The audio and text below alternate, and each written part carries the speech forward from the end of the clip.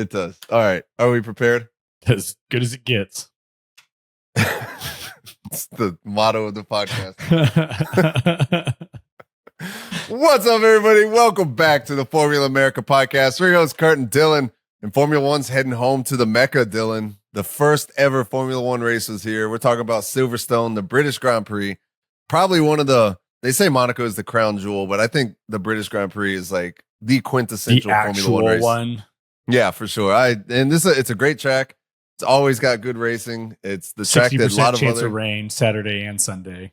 I did not know that. That's awesome to hear. Yeah. That's going to bring some excitement for sure. So, man, I'm excited. This is going to be a good weekend. And it's the midpoint of the season. This is the halfway stop. Oh, no. How? Right? How? It does not feel like it's been that many races. It's hard to imagine when the season used to be this many races. Right, yeah. Like, and then what do you do for the rest of the year? Right?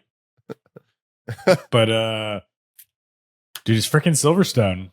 It's always top 3 best races of the year. Always. Yeah. It always delivers. And they did some changes this year that should make it more interesting. What did they do? They, for the first time ever, while we've been on the Pirelli tires, are going one step softer. Ooh. To make the one stop almost impossible, but not completely. Yeah. I've been reading a lot. Said a lot of teams they're speculating it's going to be a 2-stopper. Yeah. Well, they just made the tires one step softer than last year. So, yeah. That could be exciting.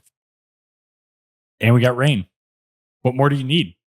I think, I don't know. I think maybe add a little bit of Nicholas Latifi, Lance Stroll, and some. I was expecting to have that all. We have 6 rookies, and the only thing that's happened so far is Antonelli took out Max.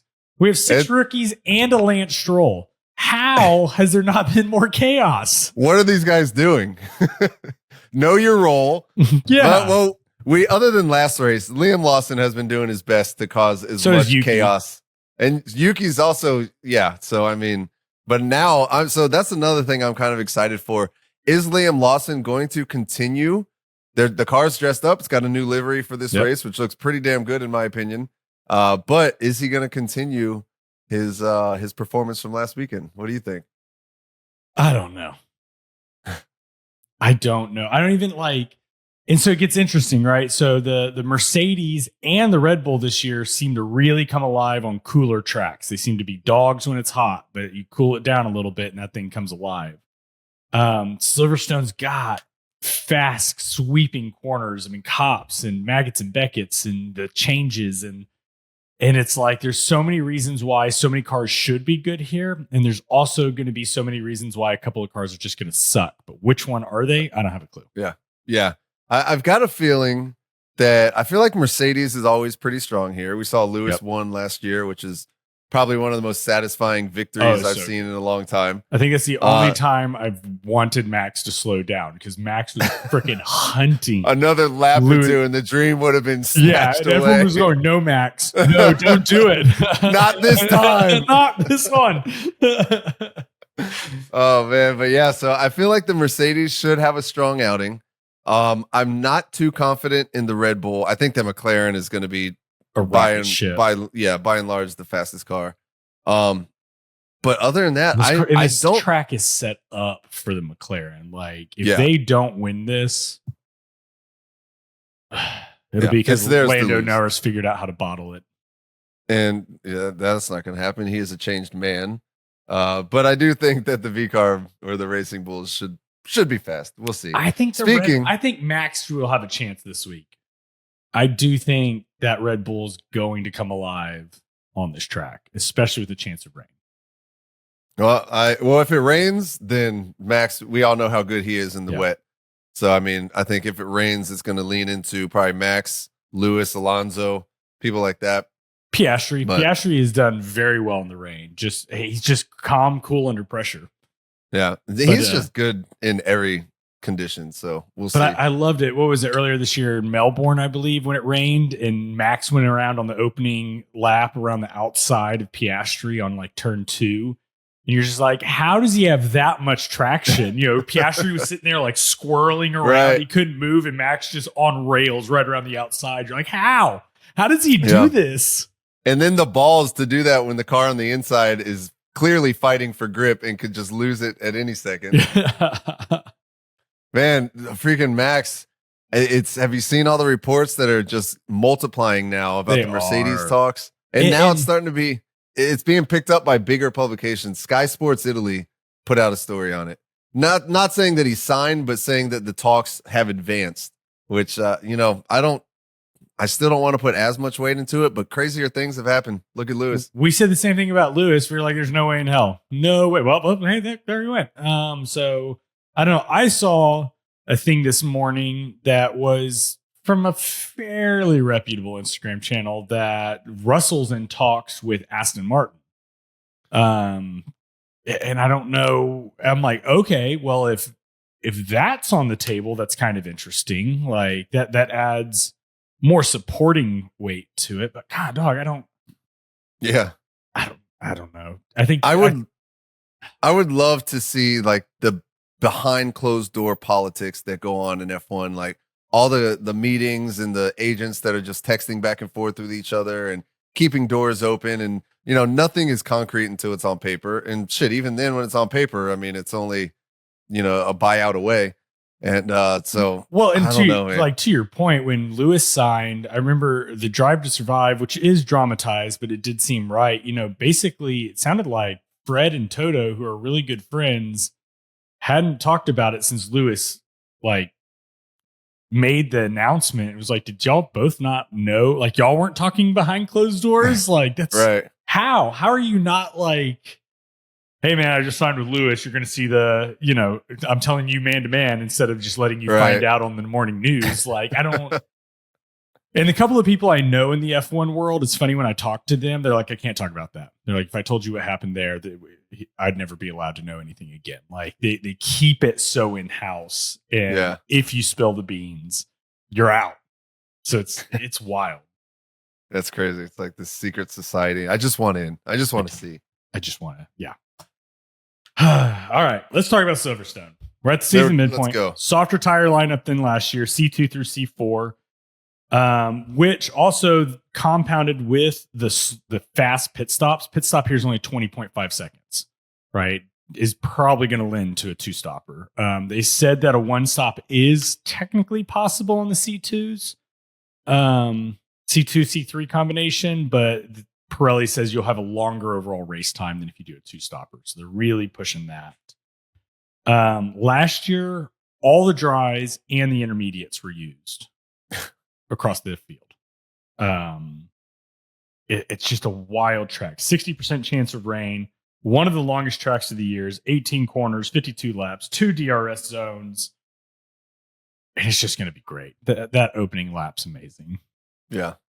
Yeah, the opening lap's always amazing. And if we're going into a changing condition race, if I'm Charles Leclerc or Lewis Hamilton, I'm extremely nervous. Even if I'm one of the papaya boys, I might be a little bit nervous too. But if I'm wearing scarlet red, I'm definitely going to be biting my nails at this decision. Lewis has got to be like, I'll be making the call. Thank you. Right. Yeah. After last week's, like when I say box, you get the tires ready. I'll let you know when I'm boxing. I say. Oh man. So all right. Well. Oh man, you ready to do these predictions? No, I've got them written down. And I'm still looking at them, going, no, I don't think it's possible. I think I'm going to get it. I've got some crazy ones. I think it has not worked out for me historically. All right. Well then, I'll go ahead and start. And my pole position is the only one where I have two options written down. Okay. And I am going to go. I got to back him. I'm going with Lando. I was going to say Oscar, but as I was about to say it, it didn't feel right. So I'm going Lando on the pole. Well, I went Oscar, so we'll see. Okay, good. Yeah. All right. So P3, this man has been on the podium in every Silverstone race since 2013. Lewis Hamilton. Yeah, there's only one. The streak. Yeah. Continue the streak. I got Lewis on P3. I love it, and I truly hope you're right. But unfortunately, I do not have Lewis on my podium. I don't think it's possible. Not with the strategy calls. It's just, We'll see. That Ferrari's looking good. He was fighting some demons in the last race, so I think he could have been closer, maybe matching Leclerc. So we'll see. I love Lewis's commentary, even after the last race, just how candid and open he is. He's like, look, there's no reason that Leclerc in the same car should be finishing 8 seconds ahead of me. His lap time was this, mine was this. I don't know why there was that difference. I'm very much working on solving that problem. Yeah, it's man, I believe it. I am too. Yeah, I love how candid he is about it. And it's like, yeah, I trust you. Like, you know what you're doing. Yeah, just do it. I've got Mr. George Russell. The other Brit. I think that Mercedes is gonna be fast. Yeah. I trust Toto in the strategy calls. I just think that they're gonna have a fighting chance. He was very close to making my podium. Yeah. All right, P2. I've got Oscar. I've got Mr. Max Verstappen. Oh man, it's gonna be. And he's coming off of a DNF too. I think counting Max out is foolish. I think that he's, especially if it rains or there's changeable conditions, I think Max is going to be on one this weekend. I really do. So that's probably a good call. We'll see. I thought that last weekend. And then Kimi Antonelli came in. Well, and qualifying P7, and we'll see. Oh. All right, P1. Obviously, I have Mr. Lando Norris. I'm taking Oscar. You don't even have Lando on the podium. That's he's gonna bottle reckless it. of he's you. He's gonna just dump a tire into the wet grass and go do some spin outs. And I mean, if this was Lando of 3-4 races ago, I would agree with you. But this is the new and improved championship caliber Lando Norris. That's fair. I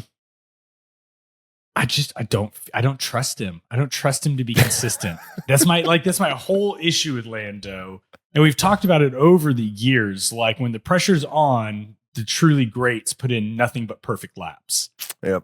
And qualifying, Lando smokes it. Like I feel a little bit foolish putting Piastri because the odds of Lando doing really well in quali, I think are great. But that lap consistency I don't trust it as much. That's why those first 20 laps and the last 15 laps of last week's race was so nail biting and on the edge. You're like, he's doing it right now, but when's he going to make a mistake? And then we saw in the first 20 laps, he went off on that one part. Yep. And then, luckily Oscar also made a mistake, which kind of counterbalanced it or counteracted it. But man, you're 100% correct. If he's under pressure for too long, when's he going to crack? Yeah. And that's something I like about Oscar. I love about Max. Like the dude's just a machine, just perfect lap. And I mean, it gets silly when you look at his lap times, like 20 laps straight within a 1/10 of a second of each lap. You're like, how? How is that even humanly possible? Over 3.5 miles driving at Mach Jesus. You're doing it within a 1/10 of a second. Like I love watching it though. I nerd out on that stuff. It's like that. Lando's is just too all over the place for me. Yeah. All right. Well, let's move on to the wild card. I think I've got a good wild card. This is one that came to me earlier. All right. You go first because mine's a bit of a Hail Mary at this point. Okay. Well, mine is going to take a lot of pieces to fall into place for this to happen. Okay. But I feel confident. And I'm calling it Brits up. And I'm saying that every British driver that finishes the race will finish in a better position than their teammate. So that means complex. That's Behrman beating Ocon. Yeah. That's Lewis beating Charles Leclerc, which is going to be a tough one. That's why I've got him on the Russell podium. over Antonelli. Yep. Antonelli's got a 3-place grid penalty. So, I mean, not as hard there. And then we've got Lando over Piastri. So every British that finishes the race, if they get taken out, that doesn't count, but that finishes the race will finish higher than their teammate. I'll give that to you. That's pretty good. We're gonna have to figure that out come Monday. I'm putting good vibes in the air for this one.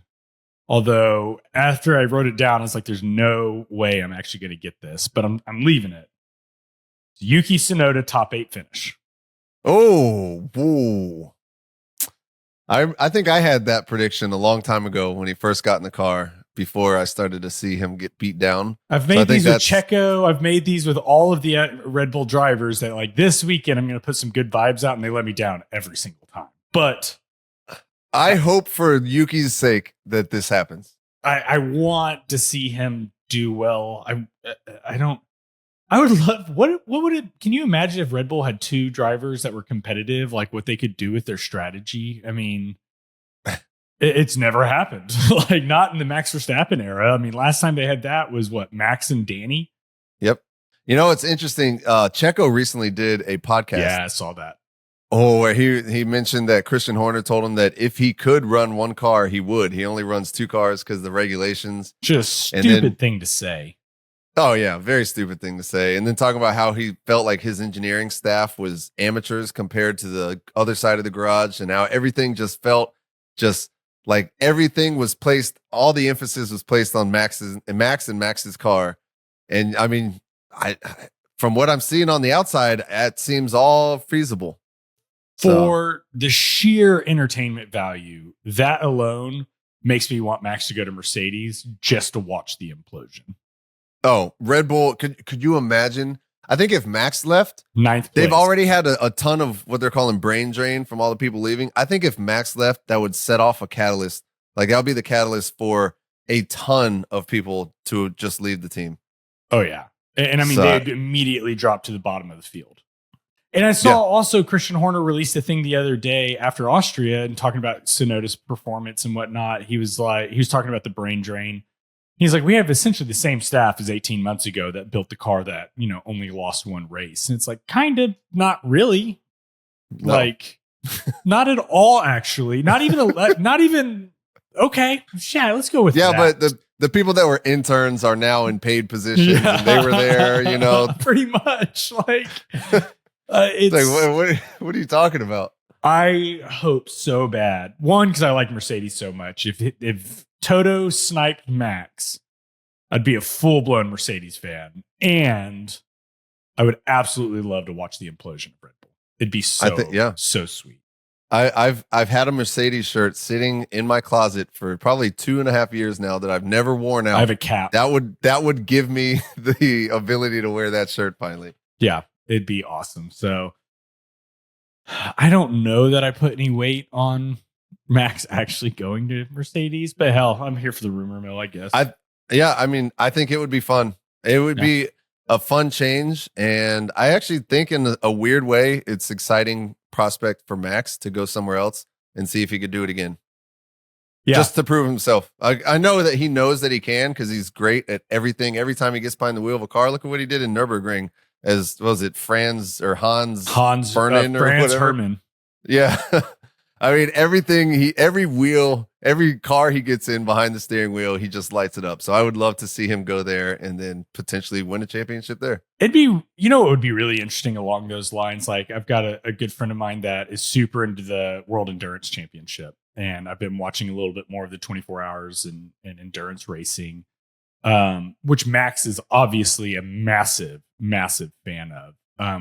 Mercedes is not in the hypercar 20 World Endurance because of the BOP, the balance of power that they do there. But Toto came out the other day and said, hey, if they get rid of that balance of power policy, Mercedes would be back in hypercar. And I know Max, the big thing with Lewis, with all the ambassadorships that he got with Ferrari, that was what he wanted with Mercedes, and he wasn't given all that ambassador stuff after he leaves. I think that might be really interesting to Max if an Aston Martin, if a Mercedes, it's not going to happen at McLaren, but McLaren's getting back into the hypercar. Like they're like, hey, come race for us. And then when you want to leave, we've got X, Y, and Z set up. You can still be a part of the family, blah, blah, blah. I think that'd be really interesting to Max. Yeah, for sure. Yeah, I think so too. And just not have all the negativity that is surrounding Red Bull at the moment. Yeah. And Christian Horner. Yeah. There's that. Anyway, it's Silverstone, dude. I'm stoked. It's going to be a 9 a.m. race, which kind of sucks. I do like the afternoon races, but 9 a.m. in Central Time. Central Time. Excuse me, Central Time. 10 perfect. 10 o'clock for me. So yeah, man, I'm excited for this weekend. I cannot wait to see what goes on. I really do hope that we get some changeable conditions because I would love to see that. I think it's a great way to shake up the field. And I'm excited to see, if Lando can continue, if Liam can continue, and where's Yuki going to finish? Those are the big ones for me. And McLaren better win this. It's theirs to lose. They better. It is yours to lose, McLaren. So get on it. All right. Well, I think that might be it. Dylan, do you have anything else? No, sir. All right. Well, on that note, Stay classy, America. we'll see you next time.